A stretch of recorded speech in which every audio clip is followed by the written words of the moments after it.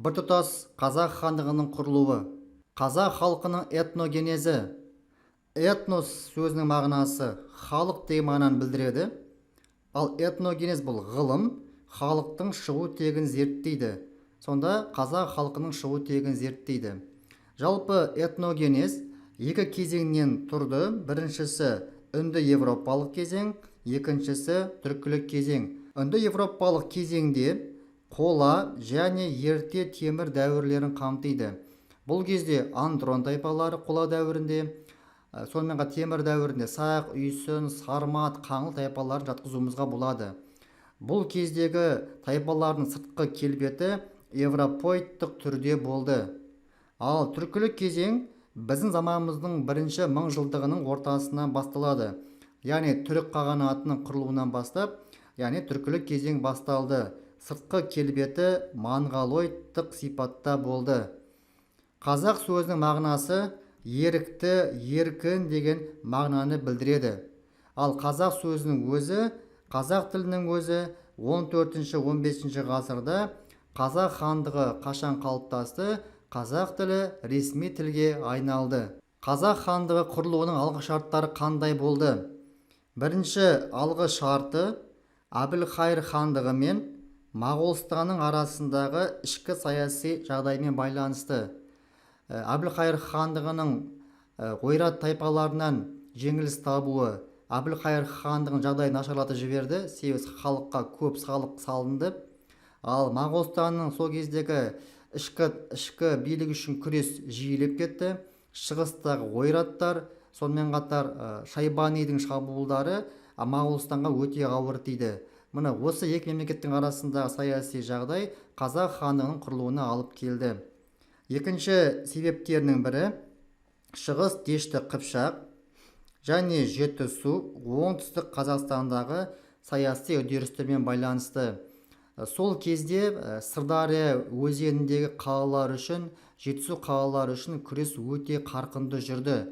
Әбілқайыр хандығы, Моғолстан, сонымен қатар Шайбани мемлекеті, Әмір Темір ұрпақтарының мемлекеті арасында өте үлкен күрес жүрді. Міне осы күрестердің кезінде қазақ хандығының құрылуына алып келді. Үшінші алғы шарттарының бірі Керей және Жәнібек сұлтандардың есімімен байланысты. Әбілқайыр хандығынан бөлініп, Моғолстанға барып, жер алып қазақ хандығын құрған екен. Міне осы аталған алғы шарттар қазақ хандығының құрылуына алып келді. Қазақ мемлекетінің құрылу үдерісі өте ұзақ уақытты қамтиды. 1457 жылы Сығанақ қаласының түбінде Әбілқайыр хан ойраттардан масқара болып жеңілді.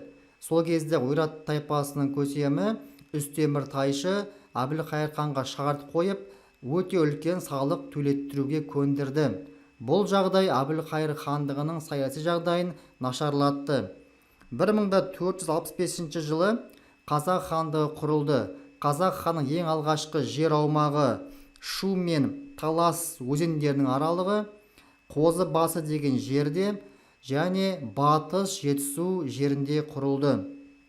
Махмуд ибн Уалидің айтуы бойынша, сол кезде Әбілқайыр хан қазақтың сұлтандарын ырзалау үшін Моғолстанға ең соңғы жорығы бағытталған. Сол жорыққа баратқан тұста аяқ астынан қар жауып, өте үлкен жаңбыр жауып, яғни Жеті құдық мекеніне Әбілқайыр хан өзінің әскерімен келген кезде ауа райы күрт бұзылған. Кейін Әбілқайыр ханға суық тиіп, 1468 жылы Әбілқайыр хан ауырып қайтыс болды деп жазылған. Ибн Рузбек ханның мәліметі бойынша, өзбек хандықтарының иеліктерінде берекесіздік пайда болды. Яғни сол кезде Әбілқайыр хандығы жер аумағы өте үлкен болғанмен де, бірақ оның шекарасы өзгеріп тұрған. Батысындағы ноғайлар, тағы да бас тайпалар осы емін-еркін кіріп жүрген екен. Міне осындай біртұтас мемлекеттің болмауының арқасында, яғни бұл мемлекеттің әлсіреуіне алып келді. Ал 1469-1470 жылдары Керей мен Жәнібек бастаған қазақтар Моғолстан жерінен Дешті Қыпшаққа оралды. Енді осы жерде Әбілқайыр ханның ұрпақтары Шайбани хан және тағы да басқа моғолдар бола ма, әмір темір ұрпақтар бола ма, осы Сырдария бойында қалалар үшін қазақ хандығымен шайқасқа түсті. Бұл шайқаста қазақ хандығы жеңіске жетті. Қазақ хандығы құрылғаннан кейін алдына қойған басты мақсаты Сырдария қалалары үшін күрес.